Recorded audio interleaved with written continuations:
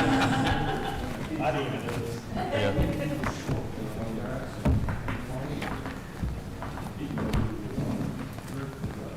6 o'clock. Okay. Before we start, I'd like to make sure that everyone is signed in for this meeting in the back entrance of the room. If you've not, please do so because it must be on record. I'm Robert Tanner. The other board members are Scott Calhoun and John DePlacido. I'd like to introduce the following members. We have Matthew Puz, Zoning and Development Officer, Julie Maggio, Assistant Zoning and Development Officer, Jeremy Toman, Board Solicitor, and Tamara, Court Reporter. I'm sorry, Doxy, Court Reporter. After the presentation by the appellant, the board will hear from those in question of the appeal, those in favor, and those opposed. Any documents or evidence that is presented must be kept for a period of 60 days for our records. After all the presentations have been made, the board will recess. We'll then reconvene and make our decisions. The board has 45 days to render a decision, but they are usually made this evening. If you do not care to wait for the decision, you may call the zoning office in the morning after 8:30 a.m. I'd now ask that everyone please stand to be sworn in. Do you swear to tell the truth, the whole truth, and nothing but the truth? Please answer, I do. I do. Thank you. All right, we have two appeals this evening. First one is number 23-15, Summit Township Water Authority for property located at 6152 Peach Street, seeking a variance for the front yard setback and a variance to exceed lot coverage in the R1 Single Family District.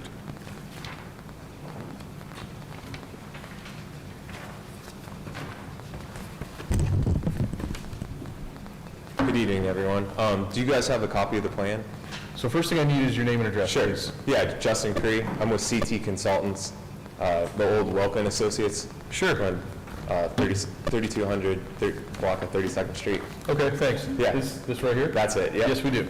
Yep, so that's the plan we're going to be talking about. So Okay. I'm here on behalf of the Summit Township Water Authority for looking for a pump station expansion.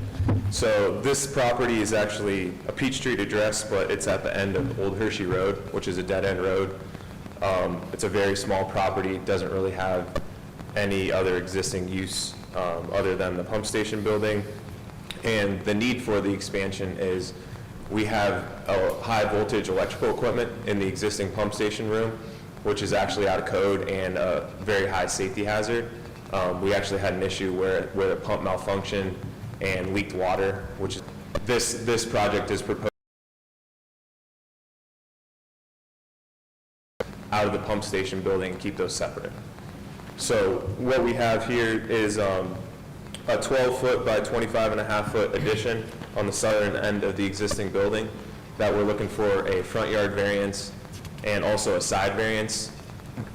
And finally, a lot coverage variance, since the proposed impervious will now exceed the R1 code of 32%. So with that addition, we're only a foot away from the existing right-of-way on the southern edge and a little over 2 feet on the eastern edge. A couple things to note, the eastern neighbor is Get-Go, so that site is developed. You know, they have quite a large landscaped area between that buffer on the eastern side there. And obviously the southern edge is the old Hershey Road right away. That's an existing pavement that, again, is not really utilized for anything further than the access to the pump station building. The closest residential landowner to the west has a driveway entrance about 70 feet south along Old Hershey Road, so another possible option is to abandon that right away, but we feel like this is the better option to try to receive the variance, so that's what we're trying to pursue here tonight. Be happy to answer any questions that you have or discuss anything further. Have you discussed it with the neighbor to your west? No, we have not.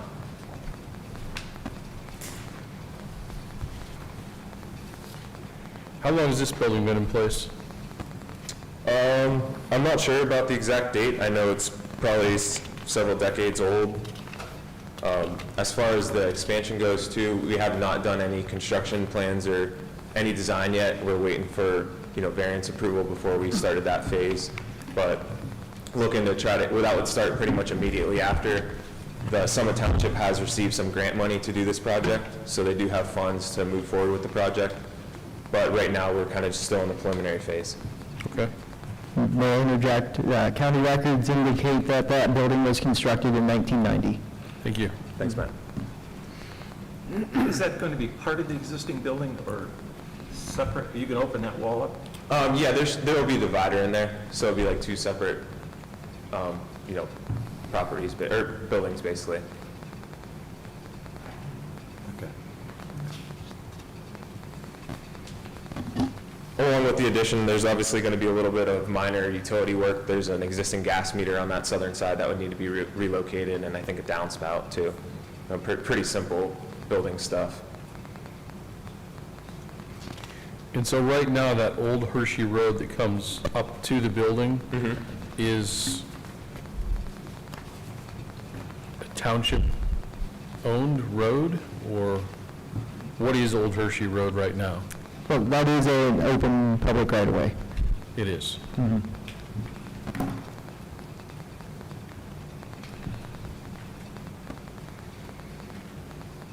The township has no opposition, Matt, to this? And if this wasn't able to be done or wasn't granted, what are your other options? Really looking at abandoning the right-of-way. Okay. That's about it. The other restriction that I failed to mention is on the west side there's a bunch of existing utilities already in ground. So that's why we can't push that. We could, but it'd be a much higher cost to push that building addition. It would require a lot of utility work and, again, higher risk on the construction end of things. Okay. Anything else? Nope. Jeremy? And do you have the same issue to the east, or is that just on the west? The east, it's basically abutting the property there, so there's no room to expand east. Okay.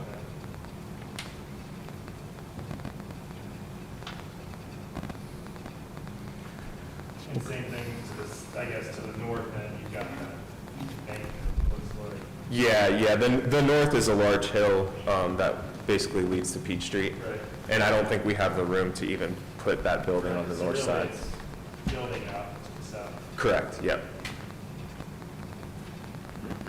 Any issues with the roadway being squeezed in a little bit?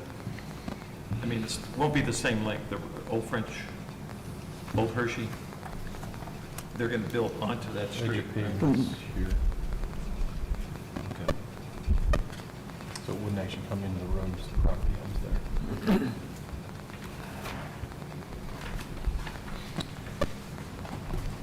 Okay, I don't think we have anything else right now. Okay. Thank you. Thanks for your time. Just one thing I'd like to add.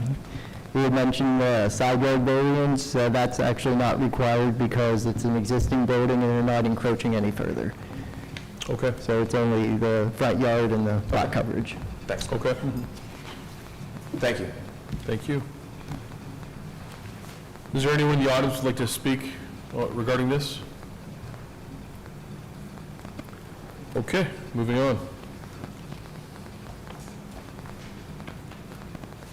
Appeal number 23-16, Joshua Raccoon for property located at 4823 Palomino Court, seeking a dimensional variance from the floodplain ordinance for a deck within 50 feet of the top of a bank of the designated floodplain A in the R1 Single Family Residential District. Please state your name and address and tell us a little bit about the project. I'm Joshua McKinnon from 4823 Palomino Court. I believe we sent this on our variance application, but I'll read it just because it's the most accurate. We request a dimensional variance to reduce building setback from 30 feet required to 24 feet provided, a 6-foot reduction to accommodate the rear deck on the home. Please note on this variance request is not to reduce the required zoning rear yard setback from the rear property line, but rather to reduce a setback established, but rather to reduce a setback established on the recorded subdivision plan. Note number 10 on the recorded subdivision plan states, to maintain the integrity and stability of the existing creek bank, a rear setback line has been established and is shown on this plan for lots 45 through lot 58. the principal structure, i.e. the house and attached garage, on Lot 45 through Lot 58, must be constructed in front of the rear setback line for that lot. In this case, the principal structure, house and attached garage, are in full compliance with the referenced 30-foot setback. Only a portion of the attached rear deck protrudes into the setback. We request the zoning hearing board conclude the deck not be considered part of the principal structure and thereby is not subject to the setback, and deck may remain in its current location. The deck may remain attached to the home and approval granted for it to protrude into the setback by 6 feet. Or the deck, if detached from the home, so as to be physically separated from principal structure, may remain in its current location as it's not part of the principal structure. Also, so the variance, if granted, will not alter the character of the neighborhood. And this is the minimum variance. So, the big issue is it's not a very big, it is a very big lot, but it's, the buildable area is rather small. So it provides a lot of unique challenges when you're trying to design a house plan for the family.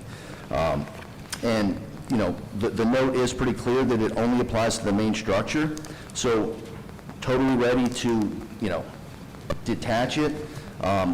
Or another situation would be, so it's 6 feet past where that setback, you know, interpretation is. Also, cantilever a support to be supported at the, you know, 30-foot setback, and there would just be an air intrusion roughly, you know, 10 feet off of the ground because it's a walkout basement situation. So a question I have, and you're noting a 30-foot setback. On the application for permit, Matt, you write, the floodplain ordinance prohibits development within 50 feet of the top of bank in an A area. That is Deck correct. constructed within 24 feet of the top of the bank seeking a 26-foot variance. Yes. The proposed subdivision, which I believe was approved in 2020? In 2002, had a 30-foot setback recorded on for the, from top of bank. The floodplain ordinance was was amended in 2017 to add the 50-foot setback from the right-of-way. I'm sorry, not the right-of-way, the top of bank. Once the deck encroached across that 30-foot setback, then the new floodplain ordinance went into effect. Goes into effect. So it basically now is, they would have maintained the deck behind the 30-foot, the 50-foot wouldn't have applied because they would have developed the lot in conformity with the recorded subdivision. Now they're going beyond that, so now it's not in conformity with the subdivision, so now the more restrictive setback in the ordinance applies. But the house isn't within the 50-foot. Correct, but it's all development. So a deck it would be considered development under the floodplain ordinance. Is the deck built already, or is it, Yes. when was the deck built? I don't have an exact date. I mean, it's been built for Roughly. 3 months, maybe, roughly. Because there's a zoning application here that shows a deck, and I'm sorry, it's kind of small, that shows a deck of 14 by something. I don't know. 6, I'm guessing. So it's probably, once the construction started, there was an expansion of the deck, I guess, based on the interpretation of what the, you know, what the rules were for that area. It wasn't deemed that it would be an issue, so that's kind of how we arrived at this situation. As I stated, so like, if the support structure is, you know, an issue based on something going past that, you know, if we supported it inward, right where everything is good at the 30-foot setback and just had an air intrusion, you know, whatever would accommodate everybody, make everybody happy, we'd love to do that. So what size, because, so on this other page, I can read it a little bit more clearly, so 14 by 6.2 feet is what was on the zoning application. What is the size of the deck? So it would be the same width, it would be another 6 feet. So it's 14 by 12? Or do we, is it, I'm going to be honest with you. I can check real quick for you, I think. Okay. Off the top of my head, I don't remember exactly. It is, the 12-foot is the depth. That's the area issue.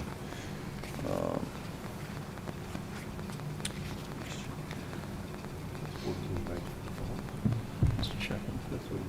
12 depth, the width might be. Yeah, and that is the same width, so it's So the it's same width. 14 by 12? Yeah, yep.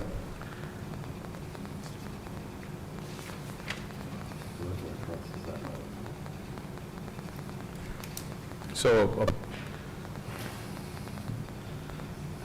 so that's why.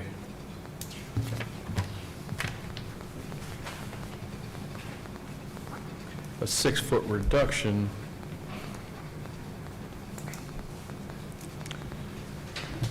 I don't know that it's actually 6, because it shows 6.2 feet, Okay.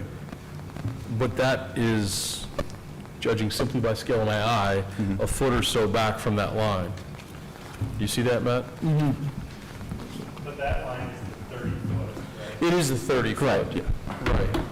So it's probably only a 5-foot reduction, not that. Is that, It seems a reasonable yes, interpretation. it seems reasonable. And that's on one side, not the other. Correct. And so when it's stated, so if we're staying within the original subdivision rules of the 30-foot, and it does state principal structure, is there anything, any definitions that tell us what principal structure is? Or is there a definition of deck stating it's not principal structure? In the zoning ordinance or in the original subdivision? In the zoning, well, it's tough because they say principal structure in there, so it's hard to know what they meant originally when Best Stories originally developed the site. I see the word development, though. What is a deck of development? Under the floodplain ordinance, pretty much any change to the property is considered development. It's a very broad definition. So we're going off, and then as far as principal structure, we're going off a broad definition of principal structure that was on the original recorded subdivision. Right? So it's definitely a lot of ambiguity. So if I understand that right now it's 12 foot from the building, Yes. and we're talking about possibly a 6 foot being the standard right now, and you're asking for, is there a, And so basically, like I said, so I could change the support structure so that it's not being supported 12 feet out, it's just being supported 6 feet out, kind of like, if you see mountain houses, they're supported that way. So if that would be within the rules and Mill Creek would allow that, I'd be more than happy to do that, whatever I could to keep it the way it is. what is the harm if it's 6 foot versus 12? I don't really have once again, I don't have much property to do a whole lot of things with. And, if you try to entertain or do anything, in a 6-foot area, that's a really, really tight structure. And I can't do much below that either, just because of the way the property lined up is. So it kind of renders the whole deck kind of a little bit useless. What's the topography in the backyard? I mean, you're saying it's not usable space? So I'm saying there's just not a ton of usable space, because we have that, I do have that setback, which is a very, very steep drop. So as far as like yard, there's not a whole lot of yard to run around in or anything like that or entertain on. So hence why we kind of wanted to develop a deck off of the kitchen area, just to make it a little bit more accommodating.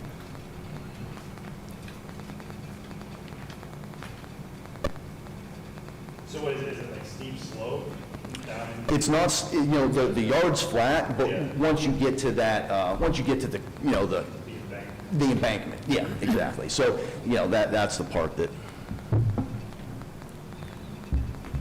the 30-foot from the house is where the embankment starts. Exactly. Correct? Yes, yes.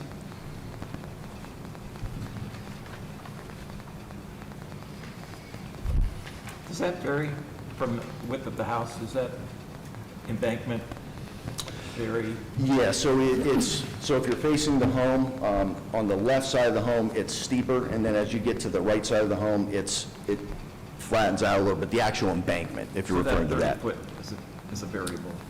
A little bit, yes, it is. As you approach it, it does become variable.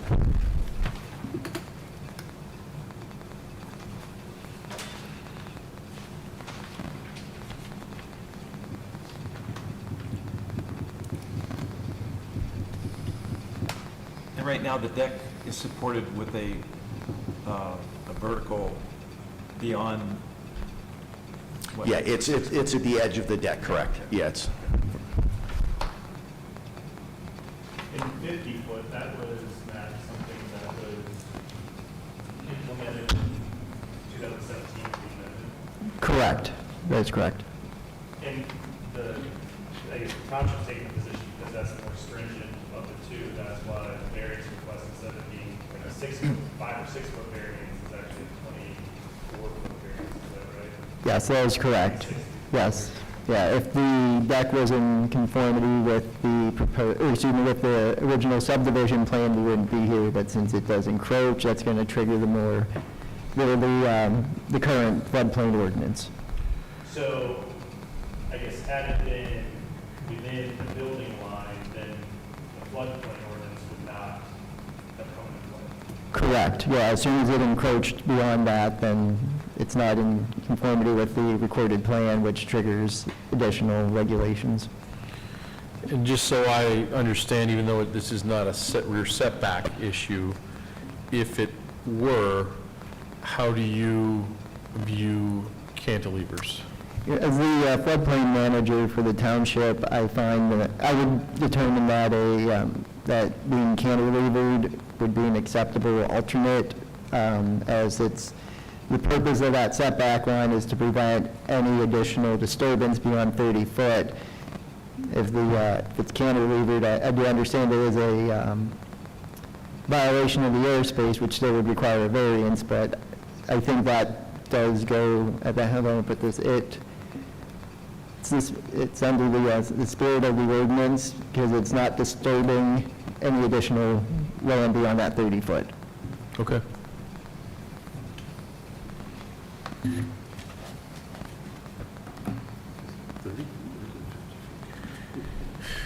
It's just kind of go over that again. It's a 30-foot setback, but so if you do that, you're within the subdivision rules. But once you go beyond that, now you're not within the subdivision rules, so now you go to the township, the floodplain ordinance, which is 50 foot. From the back of the house or from the? From the top of the bluff, Okay. top of the bank. Go that way. Disturbance of the, beyond 30 feet, why does that come into play if we're talking about the 50-foot? Since the original subdivision was created with that 30-foot setback, which that's what we hold the line at, if they felt that at that time that was an appropriate distance to make sure there was no additional disturbance, then, like I said, if it's cantilevered, then there would be no supports past that 30 foot, and I find that as a reasonable alternative to the request.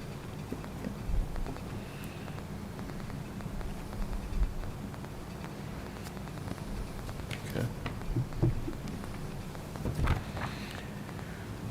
Anything else?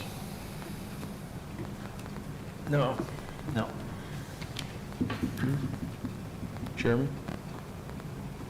Okay, I don't think we have anything else at this time. Thank you for your time. Thank you.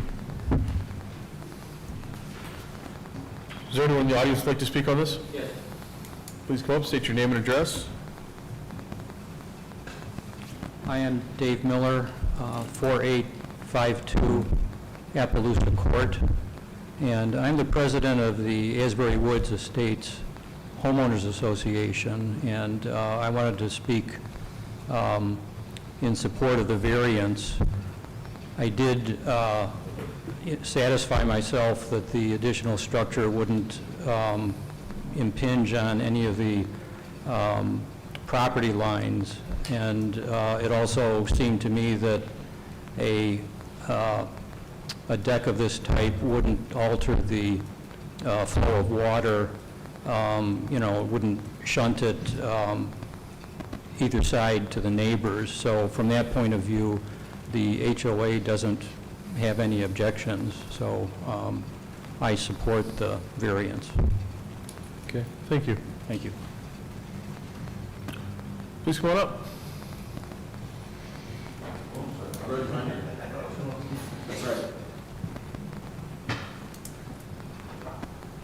I'm John Alonge, A-L-O-N-G-E. I live at 4832 Palomino Court, 2 doors away from my new neighbor. And therefore, I've been there 20 years. I'm intimately aware of the terrain and the floodplain and everything. And I'm glad you brought up about cantilever, because not only is that the most stable because of its steepness, it would be the most aesthetic. It would be stunning. And I would encourage you to approve his variance request, specifying it be cantilevered, because then it would have zero impact in terms of the terrain. Thank you. Okay, thanks.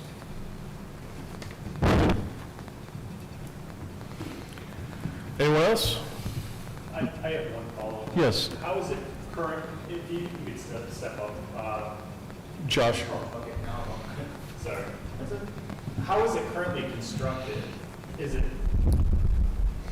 cantilevered now or not? So it would be just, straight down, into cement structures, just like a normal deck. Like wooden beams down into a little foundational round.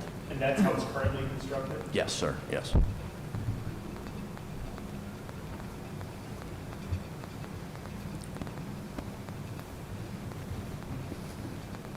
That's all the questions. Okay, thank you. Thank you. We'll take a brief recess if you'd like to.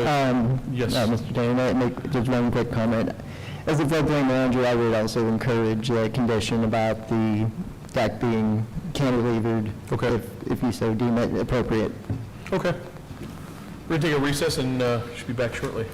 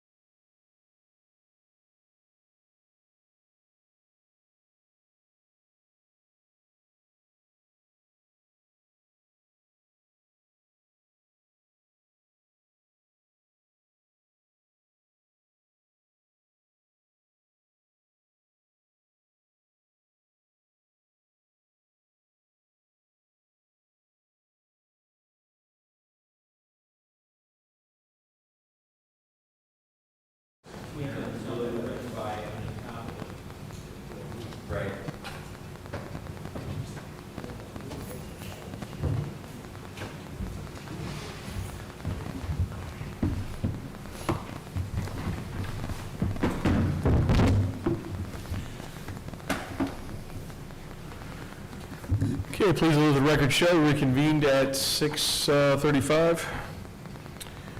On appeal number 23-15, do I have a motion?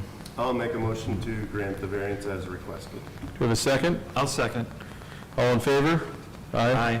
All opposed? So moved. Appeal number 23-16, do I have a motion? I'll make a motion to approve the variance with the following conditions: that the deck size remains as presented, no in-ground structural support shall be placed within the 30-foot rear building line. I'll second. All in favor? Aye. Aye. All opposed? So moved. Do I have a motion to adjourn? Motion. I'll second. Aye. So moved.